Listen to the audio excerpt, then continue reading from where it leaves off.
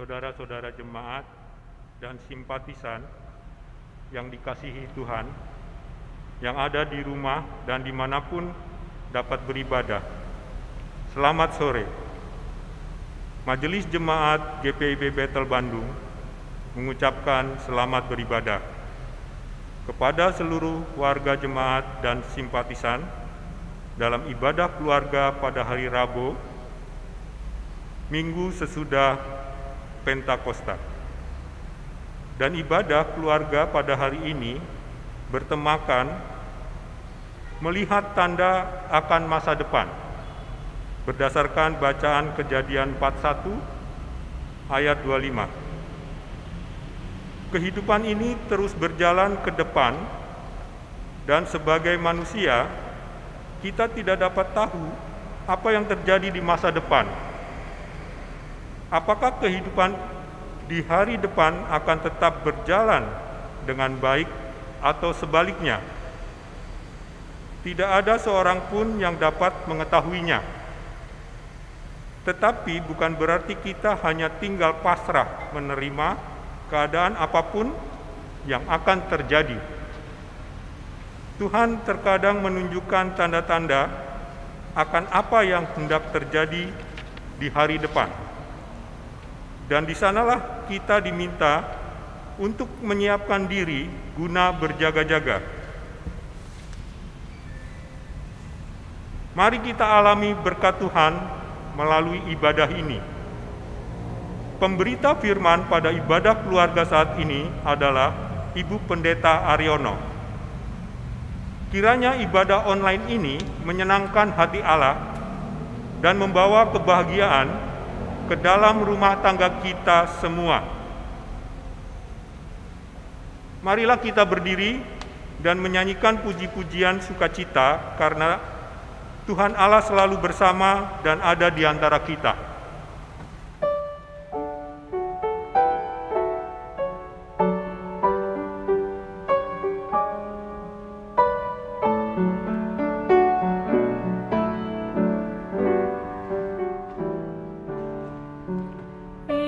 Oh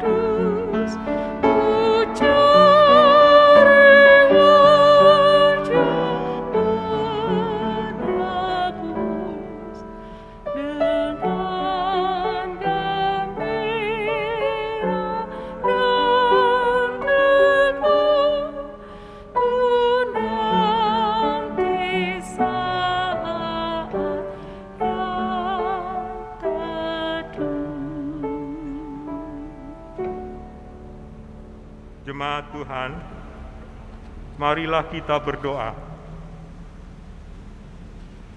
Ya Bapa kami yang di sorga, Engkau Maha Kasih dan Maha Murah. Berkat-Mu melimpah ruah. Engkau tidak pernah jemu menjawab doa dan kerinduan kami. Dan tidak pernah terlambat sedetik pun menolong kami. Namun kami sering berbuat jahat terhadap Engkau dan menduakan hati-Mu. Kami selalu melanggar hukum-hukum yang Kau tetapkan untuk kebaikan kami sendiri. Kami juga acap kali mengabaikan petunjuk dan bimbingan Roh Kudus. Kasihanilah kami orang berdosa ini, ya Tuhan Allah, sumber segala berkat dan sumber kebahagiaan kami. Ampunilah segala pelanggaran kami, dan baharuilah kembali hidup kami dalam anak-Mu Tuhan Yesus Kristus, Juru Selamat kami. Amin. Jemaat dipersilahkan duduk.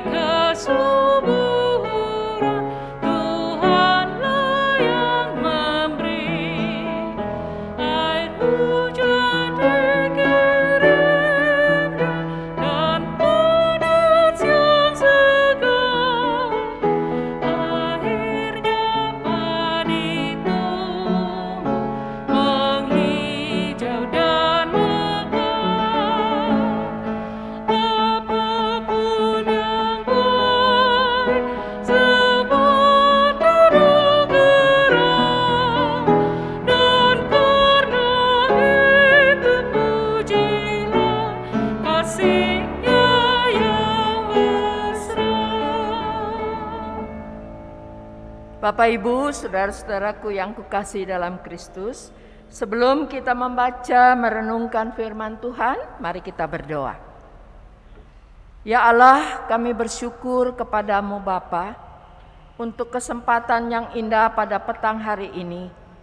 Dalam rangka ibadah rumah tangga, kami mau membaca merenungkan firman-Mu. Roh Kudus menolong kami, agar kami mampu mengerti kehendak Tuhan akan firman yang akan kami baca.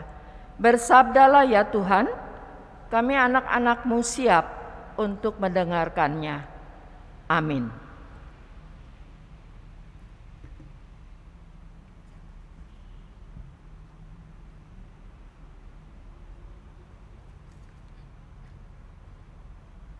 Jemaat Tuhan, mari berdiri. Pembacaan Alkitab pada hari ini adalah dari Perjanjian Lama, yaitu Kejadian 41 ayat 25, yang menyatakan,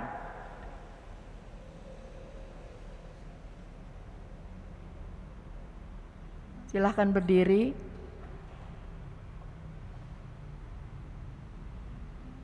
Kejadian 41 ayat 25. Lalu kata Yusuf kepada Firaun, kedua mimpi tuanku Firaun itu sama. Allah telah memberitahukan kepada tuanku Firaun apa yang hendak dilakukannya. Demikian pembacaan Alkitab, terpujilah Kristus, haleluya.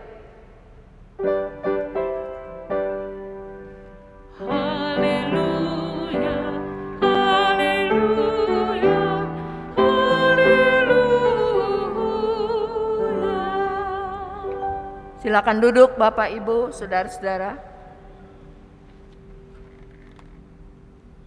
Bapak, Ibu, saudara-saudaraku yang kukasihi dalam Kristus, senang sekali sore hari ini kita boleh berjumpa, walaupun menurut secara online. Pembacaan firman Tuhan hari ini dari kitab Kejadian 41 ayat 25. Perikop ini berbicara tentang mimpi. Pasti Anda pernah bermimpi, bukan? Kadangkala kita mimpi buruk. Kita terbangun dengan ketakutan. Ada kalanya sebaliknya. Kita mimpi membuat kita tertawa dan lain sebagainya. Bapak Ibu, saudara-saudaraku yang kukasihi dalam Kristus, perikop ini berbicara tentang mimpi seorang raja. Dan raja sengaja memanggil Yusuf karena dia tahu tidak ada orang yang bisa menerangkan tentang arti dari mimpi yang ia alami. Di situ dia bermimpi, dia menceritakan kepada Yusuf. Dan Yusuf adalah salah seorang yang pernah dipenjara dan dia berjumpa dengan tukang atau juru minum dan juru masak. Dan suatu hari kedua-duanya bermimpi. Juru masak dan juru minum. Dan apa yang diartikan mimpi mereka benar-benar terjadi. Juru minum boleh kembali lagi ke istana untuk mempersiapkan minuman bagi sang raja. Dari situlah raja tahu bahwa ada orang yang bernama Yusuf, orang Ibrani yang mampu mengartikan mimpi. Dan Yusuf dipanggil. Bapak Ibu, saudara-saudaraku, kita tahu siapa Yusuf. Yusuf artinya biarlah Tuhan menambah. Dia anak dari Yakub. Dan Yusuf merupakan anak kesayangan. Sehingga dia tidak pernah pergi ke ladang untuk menggembalakan domba atau kambing. Dia hanya tinggal di rumah. Dan ayahnya atau bapak Yakub sangat sayang kepada Yusuf. Pakaiannya, jubahnya bagus-bagus. Dan dia tidak pernah kerja berat. Itulah juga yang membuat saudara-saudaranya menjadi iri. Anak-anak Yakub dari istri Lea dan gundik-gundiknya itu sangat iri kepada Yusuf. Sehingga satu hari ketika Yusuf mengantarkan makanan untuk saudara-saudaranya di ladang,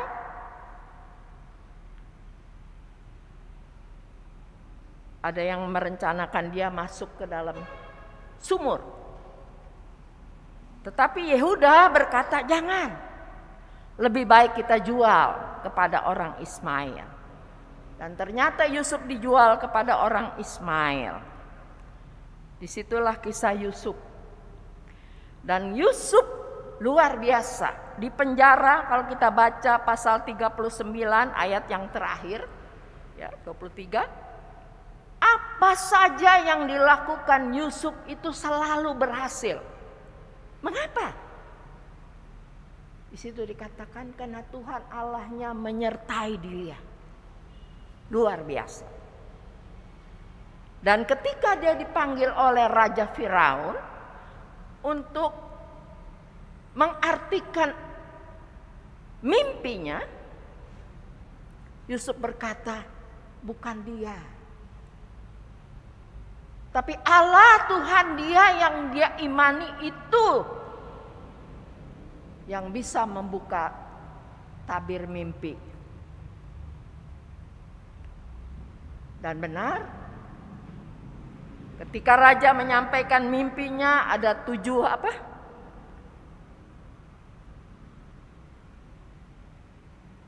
sapi yang gemuk, kemudian ada yang kurus-kurus. Kemudian ada 7 bulir gandum yang penuh dengan bulir-bulirnya.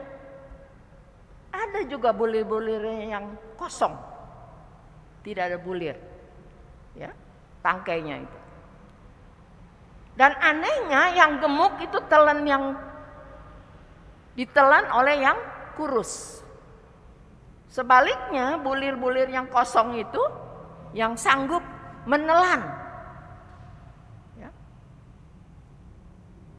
bulir-bulir yang penuh. Dari situ dia mengartikan bahwa segera Tuhan akan melakukan dan bertindak untuk orang Mesir. Dan Tuhan Allah memberikan rahasia itu kepadanya.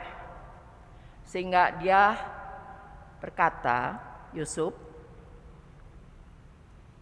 selama 7 tahun kita akan menikmati kelimpahan yang luar biasa. Tetapi ada 7 tahun lagi kita akan mengalami kekeringan atau gersang karena tidak ada hujan dan tidak ada kehidupan lagi untuk tanam-tanaman atau binatang sekalipun. Bapak Ibu, saudara-saudara, dari cerita itu raja bisa memahami betapa luar biasanya Yusuf dipakai oleh Tuhan untuk membuka tabir rahasia mimpinya. Dan tidak mungkin ada orang yang bisa, ya, seperti dia. Karena dia sudah memanggil semua ahli ramal, tukang ramal, ya, ahli nujum, ya, orang-orang pinter untuk menceritakan tentang rahasia dari mimpi raja itu. Tidak ada yang bisa kecuali Yusuf. Itulah sebabnya raja kemudian memilih Yusuf untuk, ya, menjadi seorang pemimpin yang akan membantu dia dalam kerajaan Mesir. Luar biasa. Yusuf menjadi orang kedua, ya, sangat luar biasa. Hari ini kita belajar. Ada kalanya Tuhan memberikan mimpi kepada seseorang untuk menunjukkan hari depan. Tapi tidak selalu seperti itu. Ya. Dulu sebelum saya menjadi orang percaya, saya percaya pada mimpi. Saya punya buku mimpi. Banyak, tebal segini. Kalau mimpi digigit ular, begini, mimpi begini, begini. Iya. Tapi raja bermimpi aneh. Dan Tuhan Allah menunjukkan kepada raja tentang masa depan. Dan dia sudah mempersiapkan segala sesuatunya. Karena rahasia atau tabir dari mimpi itu dibukakan oleh Tuhan lewat Yusuf. Bagaimana dengan kita? Untuk hari esok, hari depan. Kalau kita nggak pernah mimpi, ya, yang seperti itu. Adakah masa depan kita juga masa depan yang baik? Mari kita baca Ulangan pasal 31.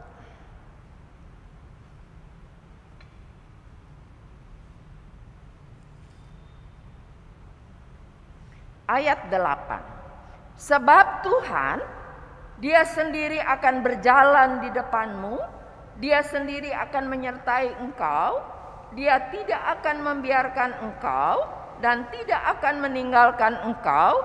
Janganlah takut dan janganlah patah hati. Bapak, Ibu, saudara-saudaraku, kisah ini perjalanan umat Allah dari Mesir menuju Kanaan. Dan Tuhan berfirman lewat Musa bahwa perjalanan yang mereka akan tempuh, yaitu kota Kanaan, tanah perjanjian, itu sesuatu rahasia yang besar. Dia tidak akan tahu apa yang akan terjadi di sana. Seperti apa? Walaupun Tuhan menjanjikan tanah yang penuh susu dan madu, Bapak Ibu, saudara-saudaraku, tetapi mereka dipersiapkan oleh Tuhan begitu rupa, supaya ketika mereka memasuki Kanaan, mereka tidak takut lagi, tidak ada gentar lagi. Betapapun perjalanan itu ditempuh 40 tahun. Karena ada penyertaan Tuhan di dalamnya.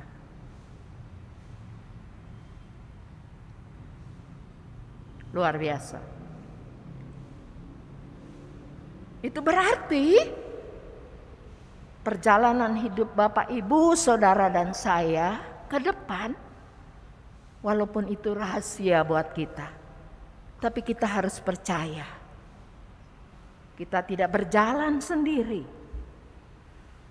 Walaupun kita harus melewati lembah-lembah maut sekalipun, kata Raja Daud, aku tidak takut karena gadamu dan tongkatmu menyertai aku. Luar biasa. Ya. Oleh dan sebab itu, ketika kita menjalani hari-hari hidup kita yang saat ini penuh dengan tantangan, penuh dengan pergumulan. Bukan saja bangsa kita mengalami COVID-19 yang luar biasa, bahkan dunia sekalipun. Firman Tuhan mengajak dan mengingatkan kita. Kita bisa melewatinya kalau ada penyertaan Tuhan di dalamnya. Bukankah sesuatu yang luar biasa? Hari ini kita mengucap syukur. Di tengah perjalanan hidup kita yang berat ini, firman Tuhan menyapa dan mengingatkan kita. Kita tidak sendiri. Ada Tuhan. Tuhan Allah yang kita percaya dan sembah di dalam Yesus Kristus. Yang akan menopang kita. Yang akan menyertai kita. Dan membuat kita berhasil dalam hidup ini. Hari esok buat kita sangat rahasia. Tapi firman Tuhan hari ini mengajak dan mengingatkan kita. Anda tidak sendiri. Yesus, Tuhan Allah kita, bersama kita. Amin.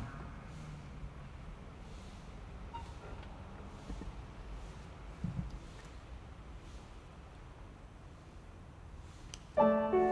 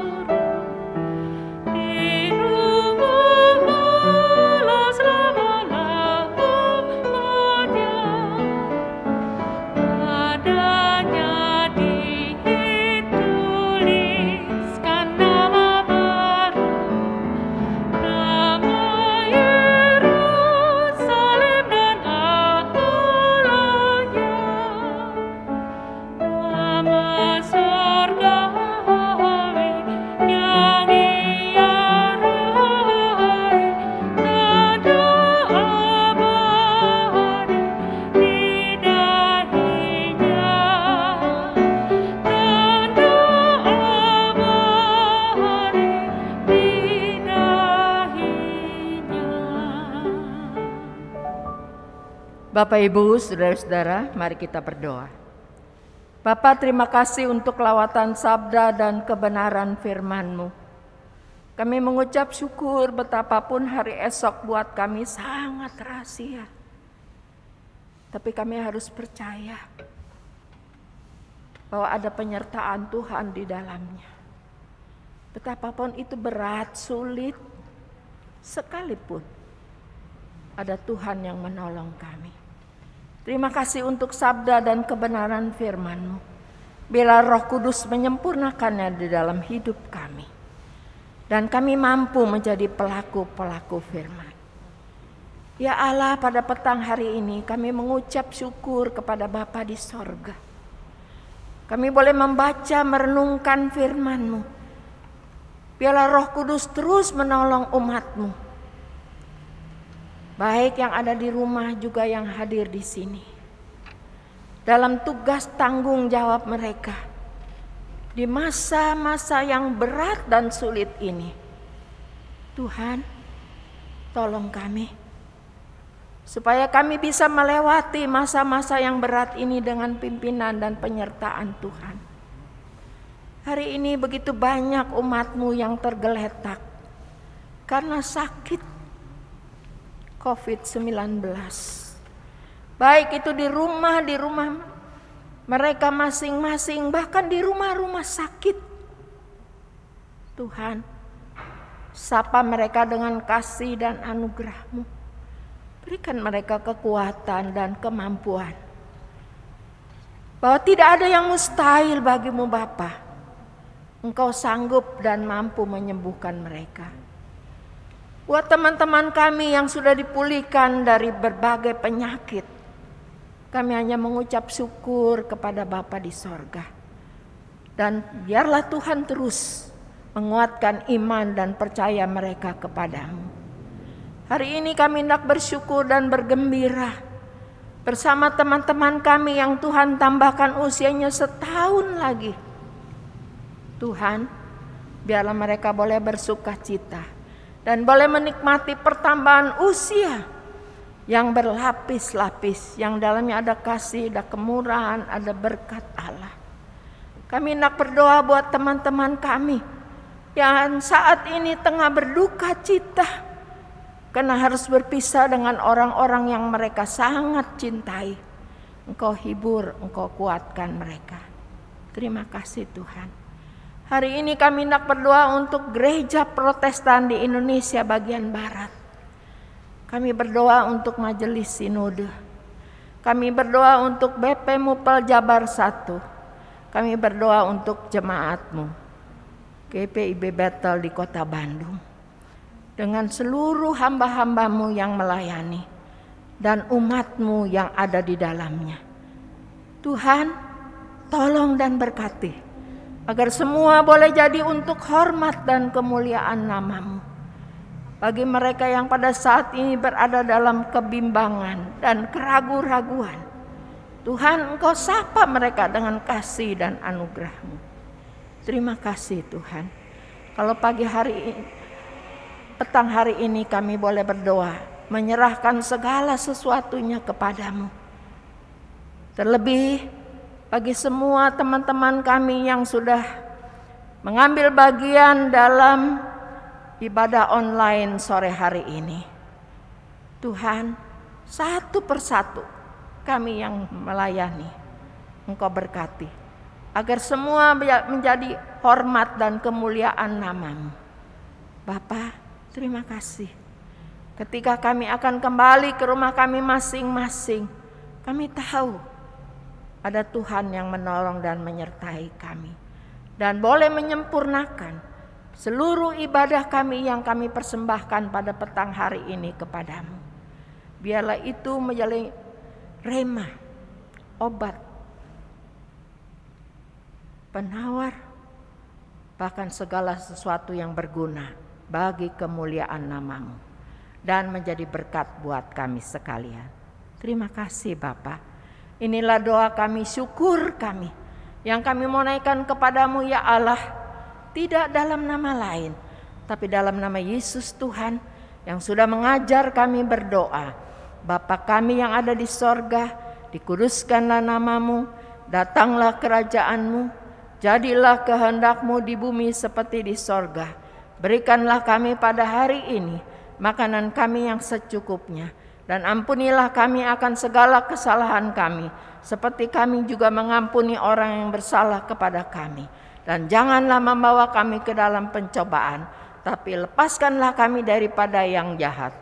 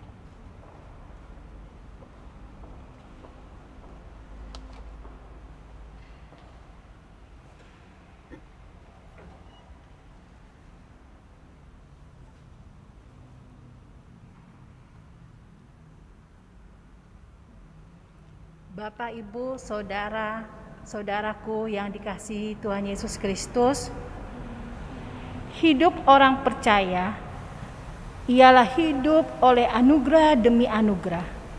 Anugerah terbesar yang kita peroleh ialah pengampunan dosa dan hidup yang kekal. Dalam menjalani hidup ini, anugerah-anugerah terus-menerus menopang kita. Maka marilah kita memberi persembahan syukur kepada Allah yang telah mengasihi kita, umat-Nya. Tuhan memberkati saudara dan persembahan saudara.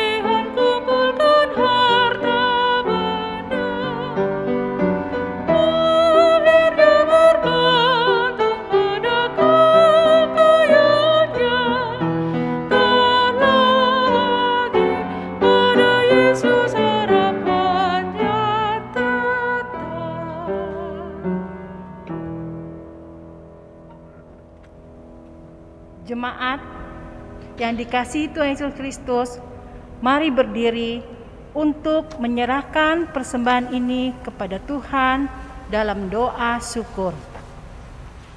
Ya Tuhan, terimalah syukur kami melalui persembahan sukarela ini, dan berkatilah agar kami dapat dipakai untuk mewartakan Injil-Mu dalam kata dan perbuatan bagi sesama, demi kemuliaan nama-Mu. Dalam nama Tuhan Yesus kami sudah berdoa. Amin.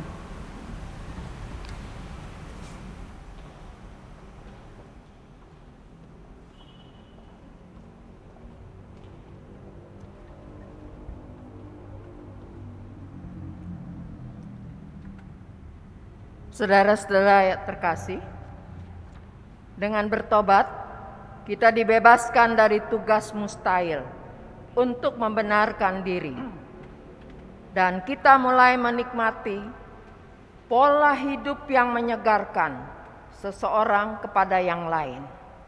Adalah menarik bagi saya bahwa yang ditawarkan Petrus adalah pengampunan dan penyegaran, bukan penyembuhan jasmani, walaupun khotbahnya dipicu oleh penyembuhan. Marilah bernyanyi memuliakan Allah kita.